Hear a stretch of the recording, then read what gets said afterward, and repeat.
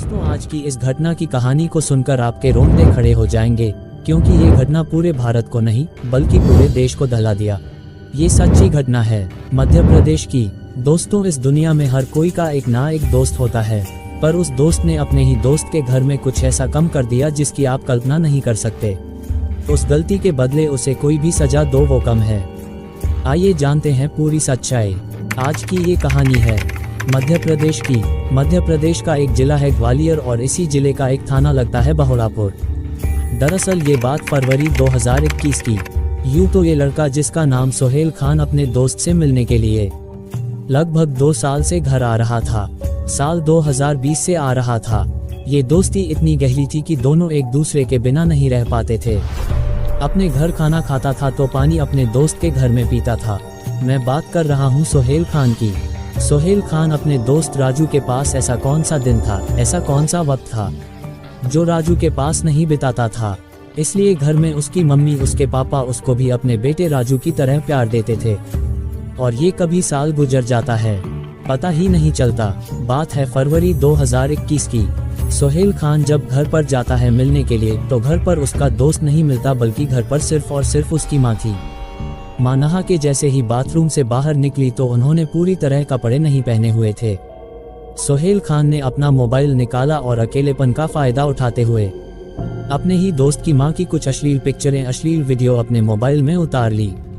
जिसके कुछ ही देर के बाद उसने उस वीडियो को, उस फोटोग्राफ को राजू की माँ यानी संगीता से शेयर की। कहता है कि आंटी जी, मेरी आप पर बहुत दिनों से नज़र थी। इन वीडियो को देखने के बाद, इन फोटोग्राफ्स को देखने के बाद उसकी माँ यानी संगीता बहुत डर जाती है। आखिरकार करें तो क्या करें।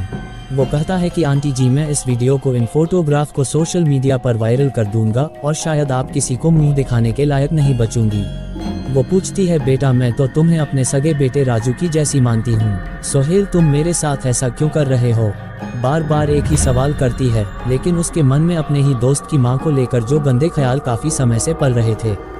उसे मौका चाहिए था, वो मौका मिल गया था फरवरी 2021 को। इसके बाद उसने उन वीडियो, उन फोटोग्राफ के सहारे से उसी के अपने दोस्त की माँ के साथ एक दिन नहीं बार बार बलात्कार करता रहा, रेप करता रहा। जब जब उसका मन करता था तब तब वो अपनी आंटी के घर पर आ जाया करता था और उनके साथ वो गंदे हरकतें करता था। धीरे धीरे उसका हौसला और बढ़ता चला गया। उसने इसके बाद भी उनकी वीडियो पर वीडियो उतारता चला गया। वीडियो उतारने के बाद जब मन करता था तब उनके साथ वो गंदा काम करता था। और जैसे जैसे उसका हौसला बढ़ रहा था वैसे वैसे उसकी, कह सकते हैं कि उसकी हैवानियत, उसका क्रूर चेहरा भी सामने आता गया। कभी वो पैसे डिमांड करता था और कभी कहता था कि अपने पति से हमेशा हमेशा के लिए तलाक ले लो। संगीता कहती थी कि बेटा, तुम्हारी उम्र और मेरे बेटे की उम्र में कोई अंतर नहीं है, बल्कि मेरी उम्र अभी 33 साल है, तुम्हारी उम्र अभी 17-18 साल रही होगी। मैं तुमसे दोगुनी उम्र की हूँ। तुम मेरे साथ ऐसा कैसे कर सकते हो?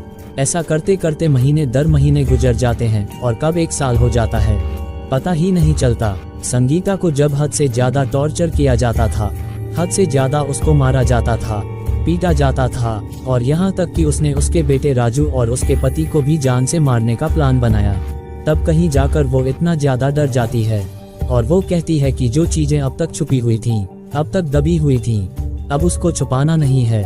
बल्कि वो बहोड़ापुर थाने में पहुंच जाती है और SHO अमर सिंह के पास जाकर कहती है कि साहब, मेरा 1 साल से मेरे ही बेटे के खास दोस्त, जिसको मैं अपनी बेटे की तरह मानती थी, वो मेरा शोषण कर रहा है।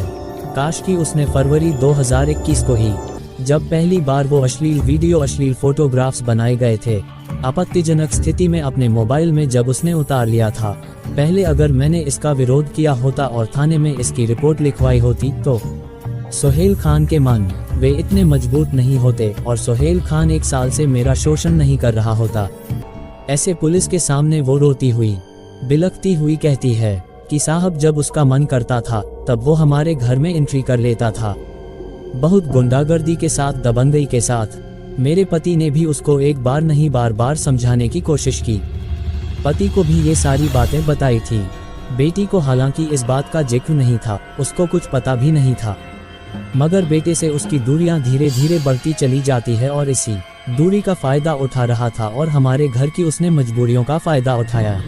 पुलिस ने हालांकि उसके खिलाफ मुकदमा दर्ज कर लिया था, लेकिन मुकदमा दर्ज करने के कई महीनों के बाद भी आरोपी अभी भी पुलिस की गिरफ्त से फरार था। एसएचओ अमर सिंह कहते हैं कि आरोपी को जल्द से जल्द गिरफ्तार कर लिया जाएगा। इसकी मां की तहरीर के आधार पर गंभीर धाराओं में मुकदमा दर्ज कर लिया गया है। कम से कम समय में गिरफ्तार कर लेंगे। उसके बाद चार्जशीट लगाकर आरोपी को कम से कम समय में सजा दिलवाने की पूरी कोशिश की जाएगी। दोस्तों, इस कहानी को सुनाने का उद्देश्य किसी को परेशान करना नहीं है, किसी को दिल दुखाना नहीं है, बल्कि आपको जागरूक करना है, आपको सचेत करना है। आप भी घर में आने वाले किसी भी शख्स पर, किसी भी सदस्य पर इतनी जल्दी आंखें मूंदकर विश्वास नहीं करना चाहिए। मैं तो ये कहूँगा कि किसी भी दोस्त की अगर एक सीमा हो, घर के अंदर तो फिर बैठक तक, अपने घर के किसी भी हिस्से तक नहीं होनी चाहिए, क्योंकि हर हिस्से में अगर आपके दोस्त के एंट्री भी होगी तो शायद गलत होगी। पुराने बुजुर्ग कहते हैं कि दोस्ती बाहर ही अच्छी होती है। मांग की पैसे की, तो मैंने इसे 25,000 रुपये कैश दिए। पैसे इसने मांग लिए, क्या उधार करके मांगे थे। फिर बाद में कह रहा है कि अब मैं ये पैसे लौटाऊंगा नहीं। फिर बाद में उसकी डिमांड बढ़ती गई और मुझसे पैसे मांगती रही। मैंने अपने पति से छुपा के अपना जेवर गिर में रख के इसे पैसे दिए, वो पैसे लौटाए नहीं। और फिर इसकी इतनी मांग बढ़ गई है कि पिछले 2 साल से मैं संग ये शोषण